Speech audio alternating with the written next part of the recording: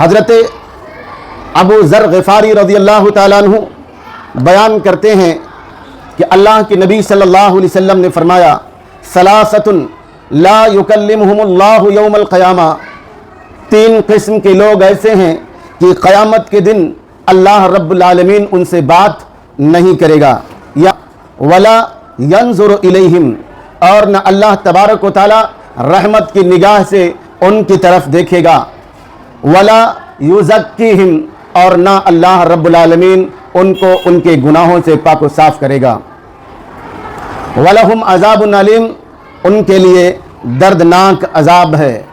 حضرت ابو ذر غفاری رضی اللہ تعالیٰ عنہ کہتے ہیں کہ اللہ کے نبی صلی اللہ علیہ وسلم نے قرآن حکیم سورہ آل عمران کی آیت نمبر 77 کی تلاوت 3 بار کی۔ بے شک وہ لوگ جو اللہ تبارک و تعالیٰ کے عہد و پیمان کو بہت ہی سستے داموں میں بیچ دیتے ہیں، یہ وہ لوگ ہیں جن کے لیے آخرت میں کوئی حصہ نہیں ہے۔ آخرت کے دن اللہ رب العالمین ان سے کلام نہیں کرے گا اور نہ ان کی طرف قیامت کے دن رب ذوالجلال دیکھے گا، ولا یزکیہم، اور نہ اللہ رب العالمین ان کو ان کے گناہوں سے پاک و صاف کرے گا اور ان کے لیے دردناک عذاب ہے۔ یہ آیت اللہ کے نبی صلی اللہ علیہ وسلم نے 3 بار پڑھی، فقرأها رسول اللہ صلی اللہ علیہ وسلم 3 مرار۔ قال ابو ذر غفاری رضی اللہ تعالیٰ عنہ نے کہا خابوا وخسروا، یہ ایسے لوگ تباہ و برباد ہوں، ایسے لوگ تباہ و برباد ہوں۔ من ہم یا رسول اللہ، اے اللہ کے رسول صلی اللہ علیہ وسلم یہ 3 لوگ کون ہیں؟ اللہ کے نبی صلی اللہ علیہ وسلم نے فرمایا المسبل، وہ شخص جو اپنے ازار کو اپنے ٹخنے سے نیچے لٹکاتا ہے۔ اب ازار میں تہبند، پاجامہ، سلوار، پینٹ، جو بھی ہم لباس کو کمر پر باندھتے ہیں ازار کے طور پر، وہ تمام لباس مراد ہے۔ تو ٹخنے سے نیچے لٹکانے والا مرد، یہاں مرد مراد ہے، عورت نہیں ہے۔ کیوں؟ عورت کا ٹخنے سے کم از کم 1 بالشت نیچے ہونا چاہیے، ہے دنیا میں کسی عورت کا؟ ٹخنے سے نیچے 1 بالشت اور 1 ہاتھ رکھنا زیادہ افضل ہے۔ حضرت ام سلمہ رضی اللہ تعالیٰ عنہ کی ایک روایت ہے، وہ بیان کرتی ہے اللہ کے نبی صلی اللہ علیہ وسلم سے پوچھا کہ اللہ کے نبی صلی اللہ علیہ وسلم عورت اپنے ازار کو کتنا لٹکائے؟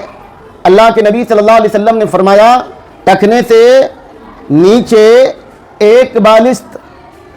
کہا اے اللہ کے نبی صلی اللہ علیہ وسلم تب تو جب عورت چلے گی تو اس کے قدم کھل جائیں گے، اس کے قدم کھل جائیں گے۔ اللہ کے نبی صلی اللہ علیہ وسلم نے فرمایا فَذِرَاعٌ، تو عورت کیا کرے؟ 1 ہاتھ لٹکا لے، 1 ہاتھ نیچے لٹکا لے۔ وہ حدیث اللہ کے نبی صلی اللہ علیہ وسلم کے پاس عورتیں آئیں اور کہا کہ اللہ کے نبی صلی اللہ علیہ وسلم جب ہم راستے میں چلتے ہیں تو وہاں کیچڑ ہوتا ہے، ہم مسجد کی طرف نماز پڑھنے کے لیے جاتے ہیں تو ہمارے کپڑے اس کیچڑ میں، اس گندگی میں گھسٹ کر گندے ہو جاتے ہیں۔ ایسی صورت میں ہم کیا کریں؟ اللہ کے نبی صلی اللہ علیہ وسلم نے کیا فرمایا؟ جہاں کیچڑ ہے اس کے بعد جو سوکھی زمین ہے، کیچڑ میں گندا ہو گیا ہے اور جب سوکھی زمین میں جا کر کے وہ کپڑا کیا ہے گھسے گا تو پھر وہ کیا ہے؟ کپڑا پاک ہو جائے گا۔